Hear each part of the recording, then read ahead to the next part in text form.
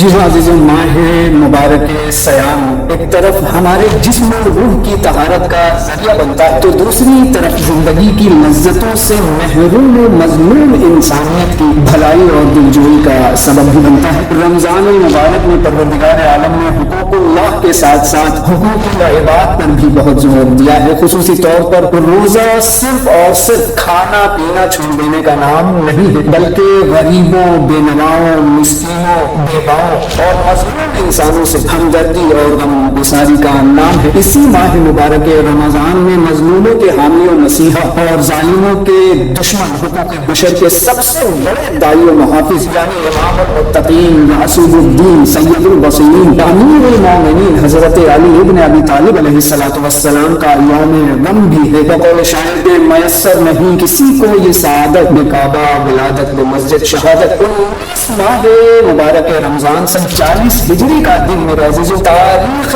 بشریت کا وہ سیاہ ترین دن ہے جب خانہ خدا میں خدا کی برگزیدہ ترین ہستی کو شہید کرنے کی قبیح واردات کا ارتکاب کیا گیا۔ میرے دوستوں، مسجد میں دہشت گردی چند برسوں یا چند صدیوں کی کہانی نہیں ہے، بلکہ یہ مکروہ سلسلہ آج سے 1400 سال پہلے شروع ہوتا ہے۔ مسجد میں پہلی دہشت گردی دنیا کا نہایت شقی القلب اور سفاک شخص یعنی ابن ملجم مرادی سے شروع ہوا۔ 19 رمضان کی وہ خونی سحر آج بھی مومنین و مومنات بالخصوص محبان حیدر کرار کو افسردہ کیے ہوئے ہے۔ جب دشمن خدا عبد الرحمن ابن ملجم نے محراب مسجد کو مولا متقیان علیہ السلام کے مقدس لہو سے رنگ ڈالا۔ خانہ خدا میں دہشت گردی کے اس پہلے ہی واردات پر اگر ساری امت ایک ہو کر ابن ملجم اور اس کے آقاؤں کی مذمت کی ہوتی تو شاید میرے عزیزوں مسجد میں دہشت گردی کا یہ سلسلہ رک جاتا، لیکن بجائے اس کے کہ امت اس موقع پر اپنے غم و غصے کا اظہار کرتی، خوش ہو کر ابن ملجم کے آقاؤں عمران ابن حطان جیسے نابکار اشخاص کی مدح ثنا کی، انہیں صادق و سچا کہا، ان سے اپنی صحیح بخاری جیسی کتابوں میں روایتیں نقل کی جو ان کی ہمت افزائی کے لیے کافی ہے۔ بہرحال میرے عزیزوں، ابن ملجم ملعون خدا کے گھر میں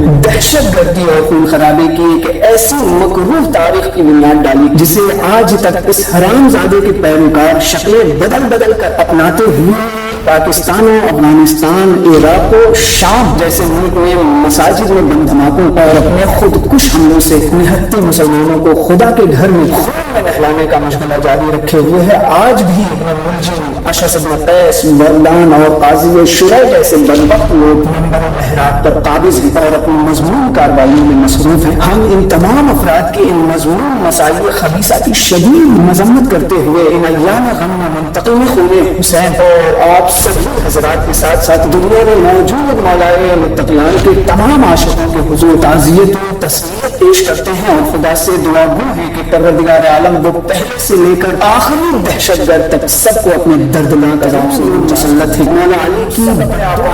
وصیت کے اس حصے پر عمل کرنے کا عہد کریں کہ جس میں آپ علیہ السلام نے فرمایا کہ ظالم کے دشمن اور مظلوم کے حامی بنو، اس لیے کہ مظلوم کا دفاع رسول خدا کی صحبت و ہمنشینی نصیب ہونے اور گناہان کبیرہ کے کفارے کا سبب ہے۔ خدا کے حضور دعا ہے کہ وہ اپنی آخری حجت کو جلد از جلد اذن ظہور عطا فرمائے اور آپ کے پاکیزہ انقلاب کے ذریعے اس زمین کو دہشت گردوں اور ظالموں سے پاک فرمائے، اس زمین کو عدل و انصاف سے ایسے پر کر دے جیسے اس کے چپتے چپتے پر ظلم کے بادل چھائے ہوئے ہیں۔ جی ہاں میرے عزیزوں، شبہائے قدر کی قدر کیجیے اور پروردگار عالم سے دعا ہے کہ پروردگار عالم شبہائے قدر کی عظمتوں کے صدقے ہمیں اپنی زندگی میں امام وقت کی قدر کرنے کی توفیق عطا فرمائے، ہماری اور ہمارے والدین، ہمارے عزیز و اقربا، ہمارے مرحومین کی کوتاہیوں کو معاف فرمائے اور ہمیں اپنے آقا و مولا کی راہ پر چلنے کی توفیق عطا فرمائے۔ اللہم عجل لولیک الفرج۔